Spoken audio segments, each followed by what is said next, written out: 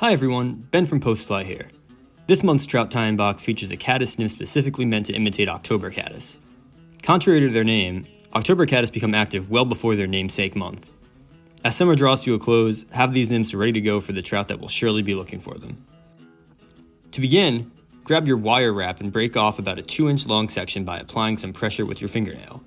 With the scud hook from your kit in your vise, lay the wire on the shank and begin wrapping in almost the same way you'd start your thread, anchoring one end against the hook and wrapping with the other end until secure.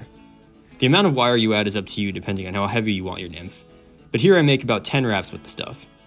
When you've reached the desired amount, cut any excess by breaking it off again with your fingernail.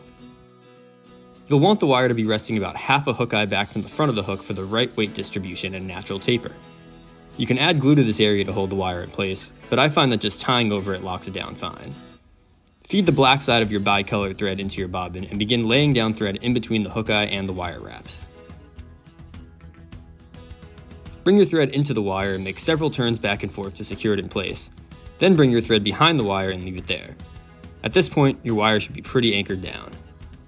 Now grab a 6 to 8 inch long strand of brass wire. The longer section just helps with having a hold to wrap with, and you'll be able to recycle the excess for additional flies. Take one end and lay it down just behind your weighted wire and facing the hook eye.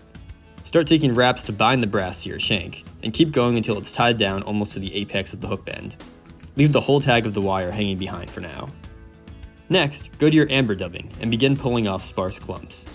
Twist it around your hanging thread in a thin, tight noodle and start slowly wrapping forwards once more, adding more as necessary.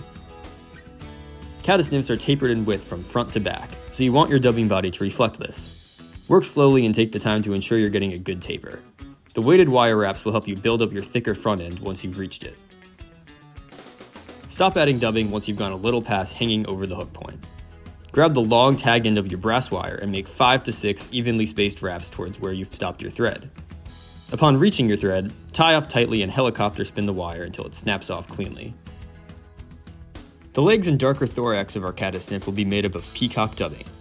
This dubbing is made up of pretty long strands that don't stay put as well as our amber dubbing, so I found the best way to keep it tight and compact is to throw it into a small dubbing loop. To form the loop, lengthen your thread and fold it over a finger of your non-bobbin hand. Lay this loop down on top of the shank, applying tension and keeping the loop's apex aimed towards the bend of the hook. Take wraps back with your thread to close the loop off and stop wrapping where you want your loop addition to begin.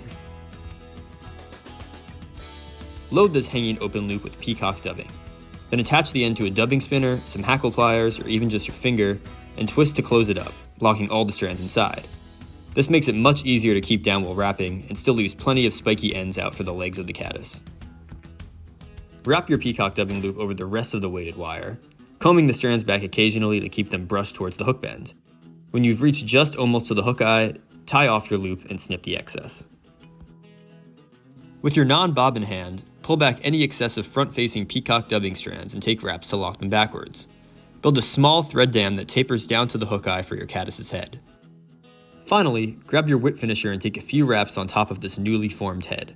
Then snip your thread and apply a small drop of head cement to hold it all in place. With that, your caddis nymph is ready to hit the water. Simple but deadly, this pattern features all of the lifelike traits that distinguish it as your target imitation. Your Postfly box provides a few extra goodies to customize your tying to best suit your needs. To add a brighter head or a hotspot to your nymph, switch out your black thread for the orange option on the other side of the spool and make your caddis really stand out. If you need your nymph to get down, you can tie the same pattern with the provided tungsten bead head. In this case, just forego the thread tapered head and whip finish behind the bead after you've added your peacock dubbing. No matter how you're fishing it, October caddis are a great option for late summer and fall trout fishing. Dead drift them under an indicator, or swing them across shallow riffles for exciting and aggressive takes. Thanks for watching, and we'll see you out there.